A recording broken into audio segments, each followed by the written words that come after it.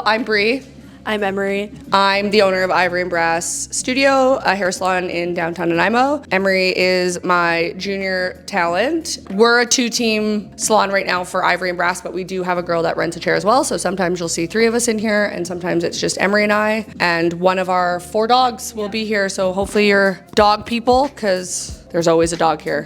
Why did you start your own salon? I moved back to Canada from Australia when the pandemic started, and I never worked in Nanaimo because I did the first half of my career at Victoria, and I personally just didn't feel like there had been a salon space that would fit for me, just from all the experience I had gathered working in other salons. So instead of kind of trying to fit into a salon, I just signed a lease and kind of like built my own space. And I just wanted to sort of go almost against all the rules that I learned from other salons, and I just kind of like want to foster an environment for stylists to come and sort of feel like they're independent while being a part of a team and like having somebody to take care of like the day-to-day for them. So yeah, I just sort of took a big leap, signed my name, and here we are 4 years later. When someone walks in, what do you hope they feel right away? I think they feel comfortable and welcome. I kind of wanted to design this space to just make people feel like it was just like kind of a place to like hang out. So usually we just hope people kind of just like walk in and feel like they're just hanging out, like they're welcome to be here. And we kind of like usually work with them while we're doing a service, so it's a little less formal here, I think. So a little bit more laid back. What does great service look like to you on everyday life? I think great service has to be focused on the customer first. I think sometimes in this industry specifically, I felt like things had shifted to being stylist focused. And while I do think mutual respect is important, I don't think you can have a good service if your client doesn't feel like they were the main focus. So you want to make sure that you're covering all the professional boxes. So you want like good consultation.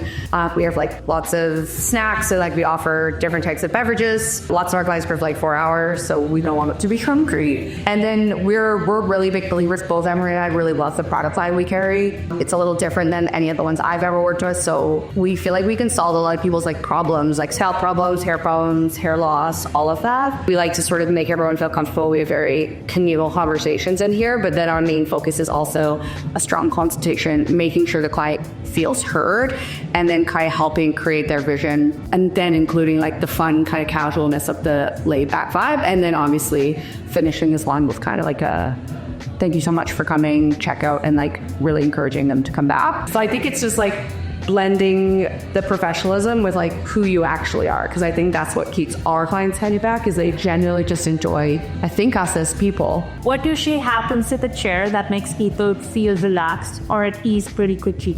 You said something really cool the other day, and you said that our salon kind of felt like barbershop. Well, I guess I can't say late barbershop. I like the barbershop. Yeah. Vibe. I like that. I don't want people to feel like if you're in my chair, you can only talk to me. Like Emery and I will sometimes like share jokes or like poke fun at each other.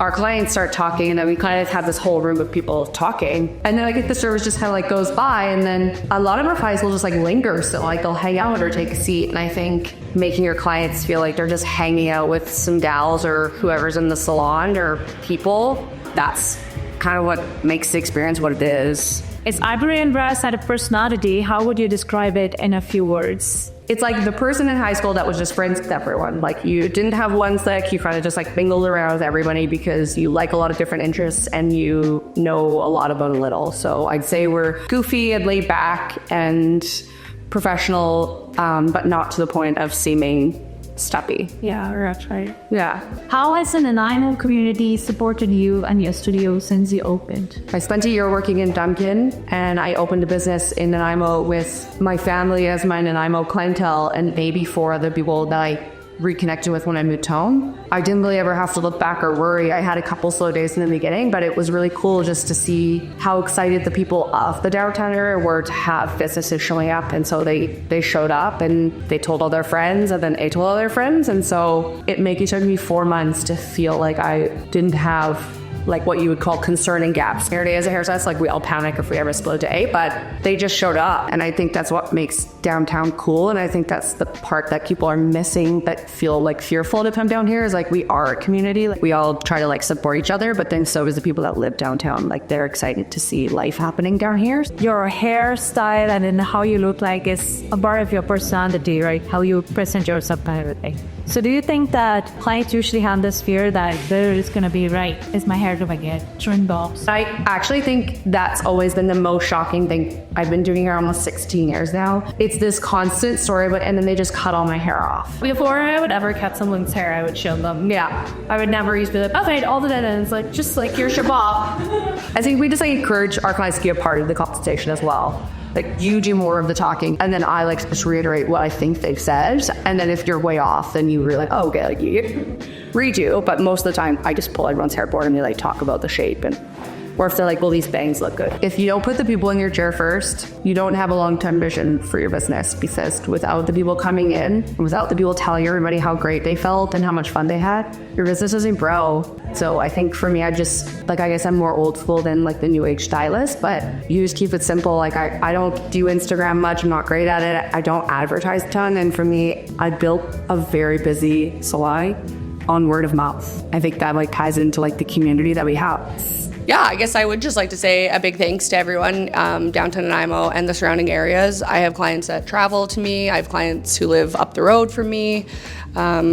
Just like a huge thank you, because I don't have a business if it's not for you guys, and we truly appreciate showing up for us, sharing our stories, telling your friends. Huge thank you. Couldn't do it without you guys, and I really look forward to another year seeing all your faces and seeing who else pops in and tries us out. Thank you.